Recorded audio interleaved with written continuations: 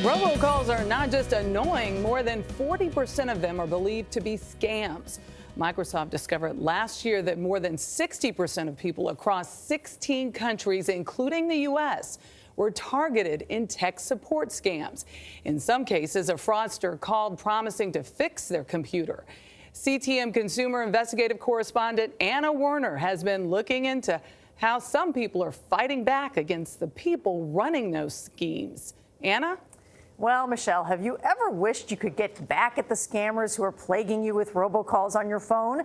Well, this morning we're taking you behind the scenes with some of the people tracking where those scams originate. Now, one group works for a company whose name you'll know immediately. It runs its own full-blown digital crime bureau. The other, just one man.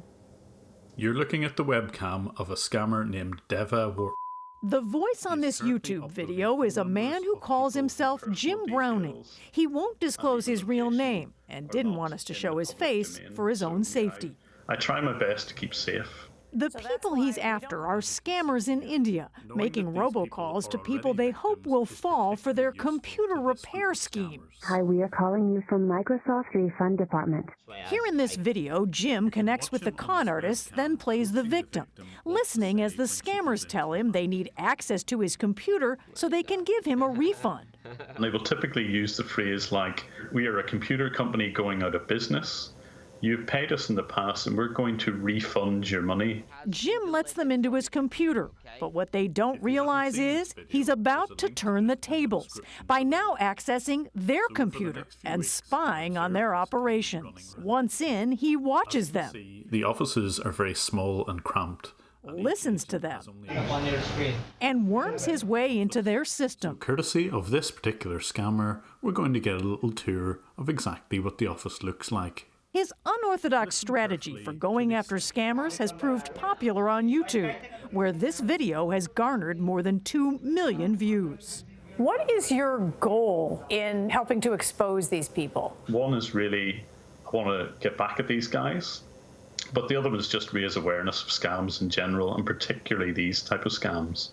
But there's somebody else tracking the scammers, someone equally determined, but a lot more powerful. Our frontline customer support services folks, we're getting phone calls from around the globe. Welcome to the Microsoft Cybercrime Center. This is our lab, where Courtney Gregoire works with an international team of over 60 people to disrupt cybercrimes, including tech repair scams. You know, this cybercrime is really happening at scale. These networks behind these cybercriminals are trying to get millions of victims. The company's scam reporting webpage receives more than 12,000 complaints from customers every month. 12 to 13,000 complaints a month. A month. And so at this point, we've got almost over 500,000 data points for us to think about how can we figure out the criminal networks behind this fraud. Delhi was our first operation. Microsoft, too, went after call centers running scams in India, but on a much larger scale,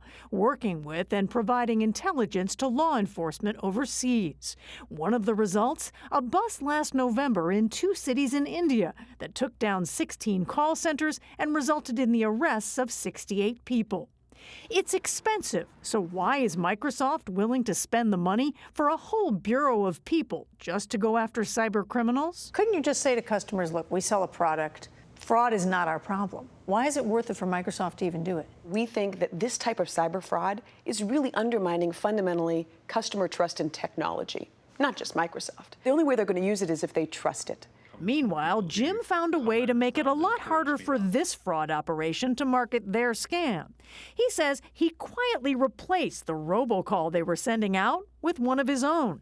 Same computerized voice, different message. This is just a scam so that they can access your computer and will try to get money from your bank account. If you ever get a message like this, it is always a scam. By the way, the man who calls himself Jim does say that breaking into the scammers' computers is probably illegal, but he doesn't think that they're going to want to go to the authorities to complain about it. Before he posted his YouTube video, he turned over his evidence to the local Indian cyber police force, but he never heard back. We also reached out to them, but we got no response. Revenge is sweet.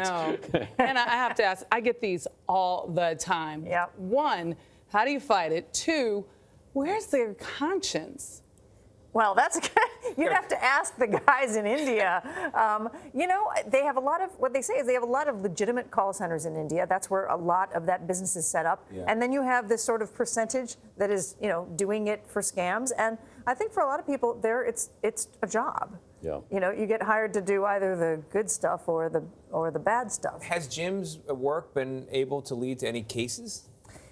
He's trying. He tries to, you know, he actually says that he would prefer that the police go after these people and then he wouldn't post his video. Right. But when they don't, then he posts his video. And there's a lot of people sort of living psychically through Jim, I think. Yes, yeah, exactly. I'm one of those people. Yeah. Way to go, Yes. Jim. I wish there were more Jims in the world. Wherever you are, Jim, sleep well tonight. We need an army Great. of Jims. I agree. Anna, thank you very much.